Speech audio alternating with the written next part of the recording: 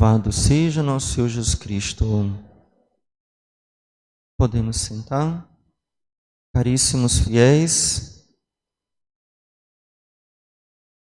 nesse tempo, nós já começando a nos preparar para a Quaresma, já entrando na penitência, ouvimos do Senhor o que significa a palavra de Deus semeada no nosso coração e como é o nosso coração.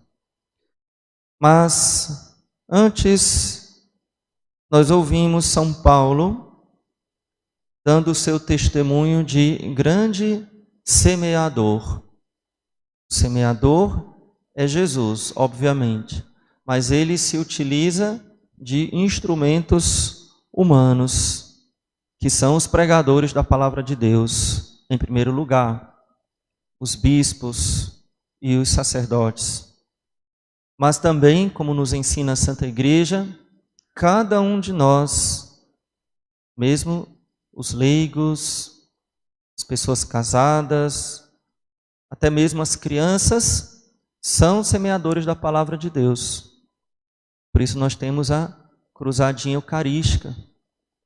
Na cruzadinha eucarística se ensina que as crianças devem evangelizar na escola, em casa. Então todos nós devemos ser semeadores da palavra de Deus, junto com Jesus. Mas de que forma? De formas diferentes. Principalmente pelo testemunho da nossa vida. Aliás, se não for pelo testemunho da nossa vida, não adianta falar nada. Muitas vezes a gente quer convencer as pessoas falando. E o resultado é que a gente irrita as pessoas e não converte ninguém. Quem já tentou converter alguém em casa falando e não adiantou de nada? Porque, em primeiro lugar, é o testemunho de vida. E também ter consciência de que nós podemos ser instrumentos, mas é Jesus o semeador, o verdadeiro semeador é Jesus. E quando a gente olha para São Paulo, que a gente viu na epístola, São Paulo contando o testemunho dele, o que nós observamos? Nós observamos um homem de muito sucesso? Não. Nós observamos um homem de muito sofrimento. Ele vai contar aqui uma ladainha de sofrimento, sem fim. O que ele sofreu para semear a palavra de Deus. Foi flagelado igual a Jesus. Foi açoitado, foi apedrejado, tentaram prender ele, naufragou, passou fome, passou sede, passou frio. Não falta mais nada aqui para ele. Até doença, provavelmente ele tinha. No final, dizem, ninguém sabe o que é o aguilhão de São Paulo. São Paulo diz que, depois que ele fala todos aqueles sofrimentos que ele passou, por causa da palavra de Deus, e ele vai se orgulhar de ter passado por tudo aquilo, Aí no final, ele diz, conheço um homem que 14 anos atrás foi arrebatado até o terceiro céu e escutou coisas inefáveis. Esse conheço um homem é ele mesmo. Foi ele que foi arrebatado ao céu. E ele diz, nem sei se foi em corpo e alma ou se foi só em espírito. Então, a experiência mística de São Paulo foi tão grande que ele até ficou em dúvida se ele foi para o céu em corpo e alma ou se foi só em espírito. E lá ele viu coisas que não pode transmitir para nós de tão grandiosas. Mas mesmo assim, ele não se orgulha. Se orgulha nas suas fraquezas. Porque porque é na fraqueza que se manifesta o poder de Cristo.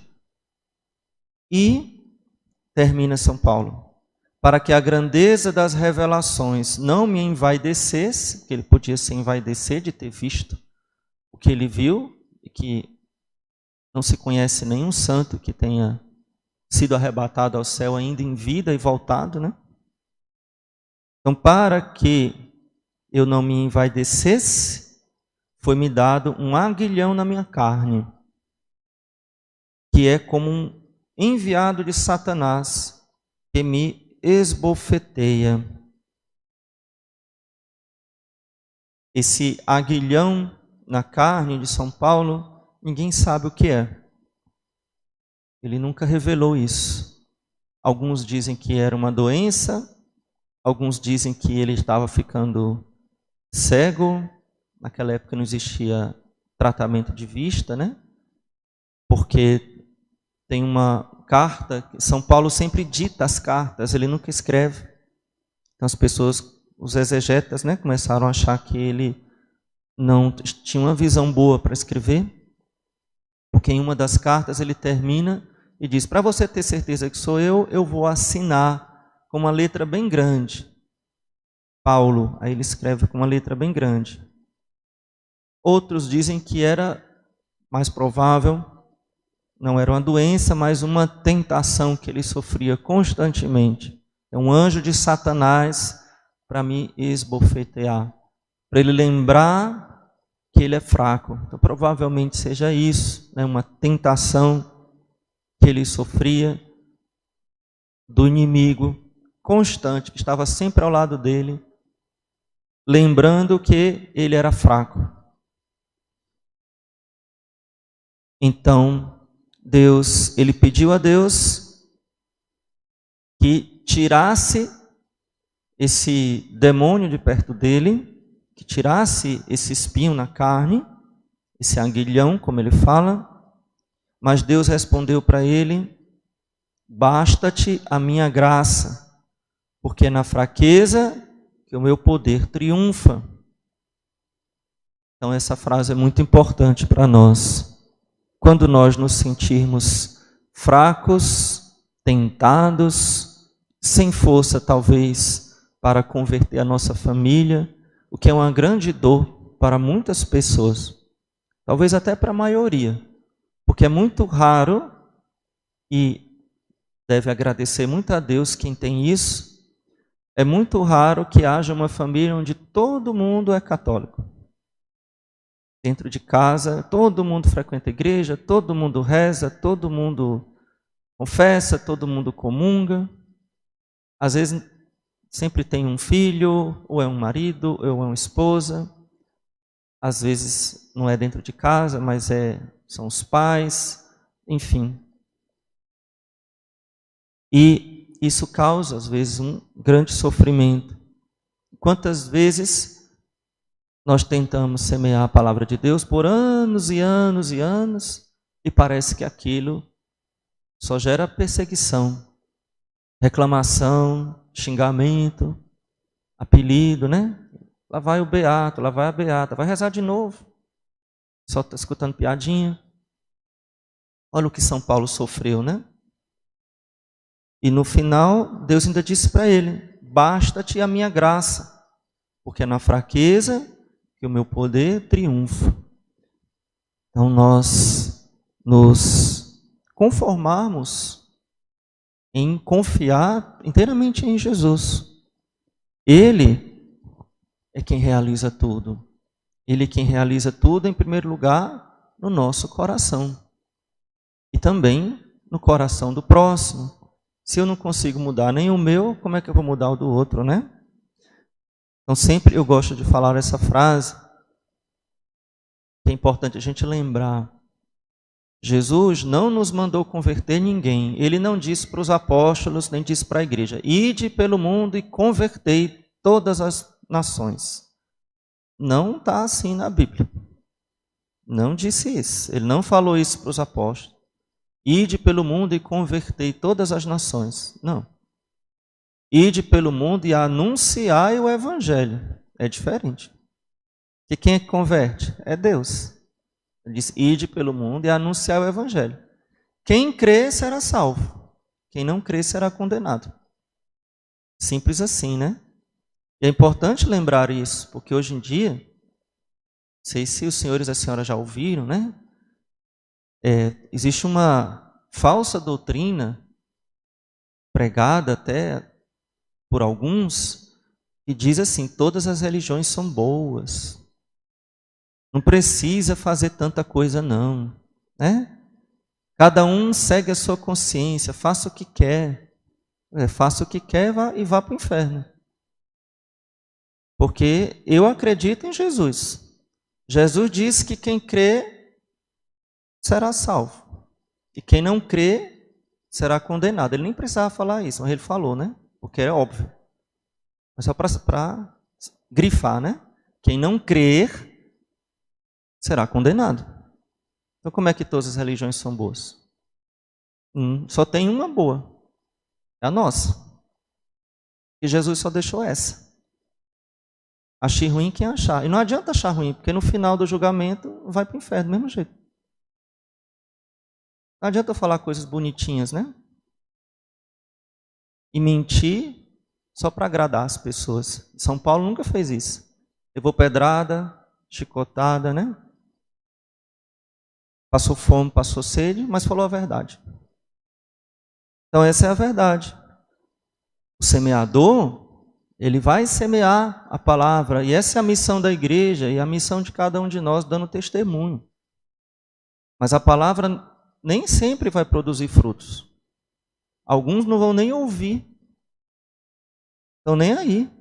A palavra cai no beira do caminho. O passarinho vem e come a semente. Outros vão até se empolgar. É fogo de palha, né?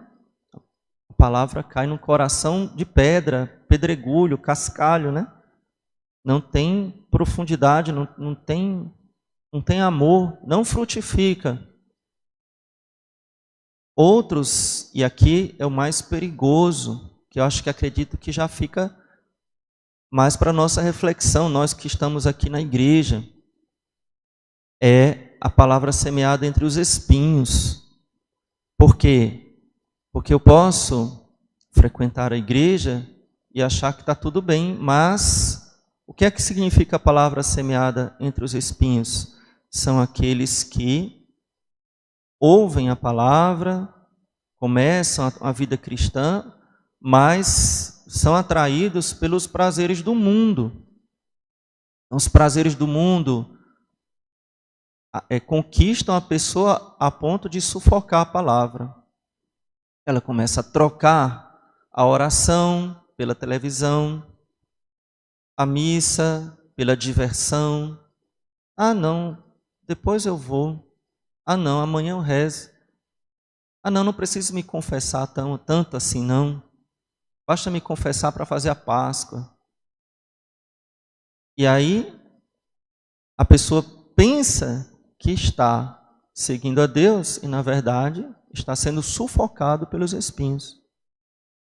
Então, nenhuma dessas sementes aqui deu fruto. Esse aqui é importante.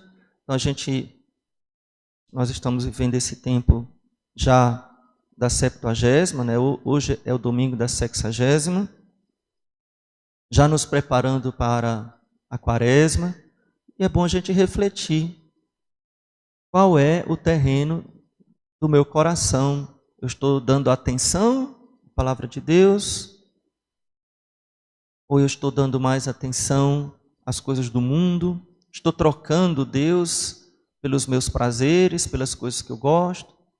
Eu começar a fazer um esforço, um sacrifício, uma renúncia para que o meu coração seja uma terra boa. Sempre está em tempo. Enquanto estivermos nesta vida, não estamos totalmente perdidos, né? Precisamos e podemos nos converter sempre. Que esta palavra de Deus, hoje semeada no nosso coração, na Santa Missa, possa encontrar um coração aberto, generoso e produza frutos. Em nome do Pai, e do Filho, e do Espírito Santo. Amém.